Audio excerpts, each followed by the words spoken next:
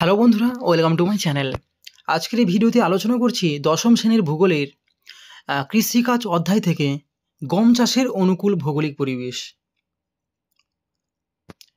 প্রথম থেকে শেষ অবধি কিন্তু ভিডিওটা দেখবে।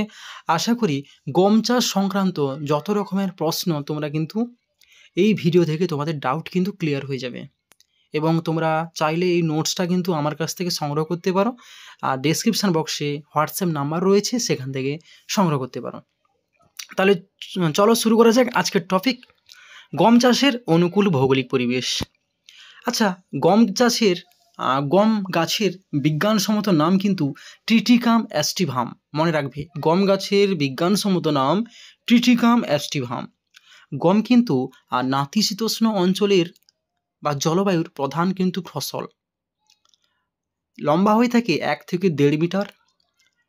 এটা কিন্তু রবি শস্য, ভারতের শীতকালীন ফসল এবং ভারতের দ্বিতীয় প্রধান খাদ্যশস্য। ধানের পরে কিন্তু গমের স্থান। আর এটি কিন্তু গ্রামীণ গোত্রভুক্ত একটা তৃণজাতীয় গাছ। গম গাছের যে উন্নত বীজগুলো রয়েছে তাদের মধ্যে অন্যতম হলো কল্যাণ সোনা, সোনালিকা বা সোনালিকা 308 প্রভৃতি। এগুলো কিন্তু পরীক্ষায় পড়ে থাকে, মানে এইরকম প্রশ্ন থাকে যে এদের মধ্যে কোনটি হচ্ছে উন্নত বীজ গম, এরকম প্রশ্ন থাকে। ঠিক আছে, বাকি দেখে নাও। গম উৎপাদক অঞ্চল এক নজরে দেখে নেওয়া যাক। গোটা বিশ্বে গম উৎপাদনে ভারতের স্থান কিন্তু দ্বিতীয়। প্রথমে চীন এবং তৃতীয় হচ্ছে মার্কিন যুক্তরাষ্ট্র।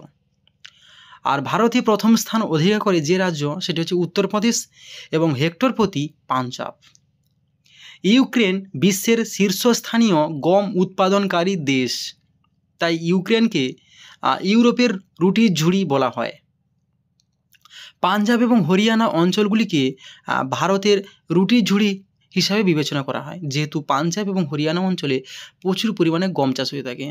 আর মনে রাখবে, ইউরোপের যে দেশগুলো রয়েছে না, তার মধ্যে কিন্তু ইউক্রেনে হচ্ছে সর্বাধিক প্রথম স্থান অধিকার করে। ইউক্রেনে প্রচুর গম হয়ে থাকে, তাই ইউক্রেনকে বলা হয় ইউরোপের রুটির ঝুড়ি বলা হয়।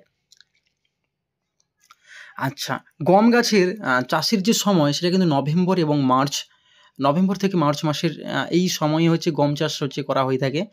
তাপমাত্রা 15 থেকে 20 ডিগ্রি। যেহেতু এটা রবি শস্য অর্থাৎ শীতকালীন ফসল, তাহলে ভারতে কিন্তু তখন উষ্ণতা কম থাকবে। মনে রাখবে, 27 ডিগ্রি সেলসিয়াসের যদি বেশি তাপমাত্রা হয়ে যায়, তখন কিন্তু মনে রাখবে গম গাছের ক্ষতি হবে। এবং 6.5 ডিগ্রি সেলসিয়াসের যখন নিচে নামবে শীতে, মানে অত্যাধিক যদি শীত পড়ে যায়, তখন কিন্তু গমের ক্ষতি হতে পারে। বৃষ্টিপাত 50 থেকে 100 সেন্টিমিটার। 50 সেমের যদি কম বৃষ্টিপাত হয়, তাহলে জলসেচ প্রয়োজন, এবং 125 সেমের যদি বেশি বৃষ্টিপাত হয়, তখন কিন্তু মনে রাখবে গম গাছের কিন্তু ক্ষতি হতে পারে। তাই গম গাছের জন্য কমসে কম 110টা দিন কিন্তু তুহিনমুক্ত দিনের প্রয়োজন, মনে রাখবে। তাহলে অত্যাধিক তুহিন কিন্তু গম গাছের ক্ষতি সাধন করতে পারে। আর্দ্রতা,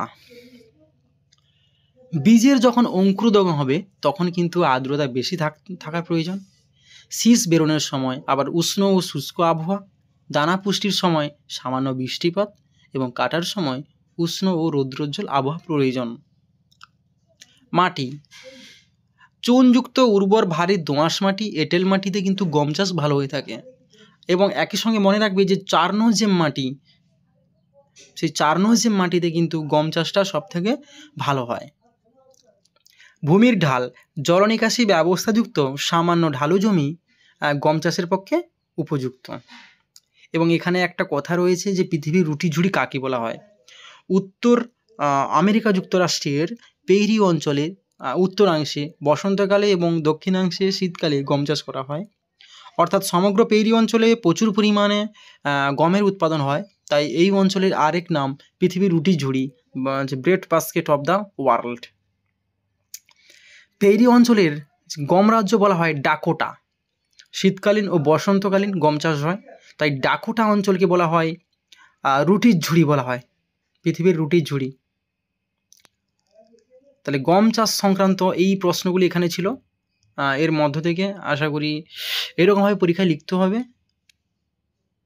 নোটসটা সংগ্রহ করতে চাইলে তোমরা ডেসক্রিপশন বক্সে দেওয়া যে ফোন নাম্বার রয়েছে, সেখানে যোগাযোগ করতে পারো।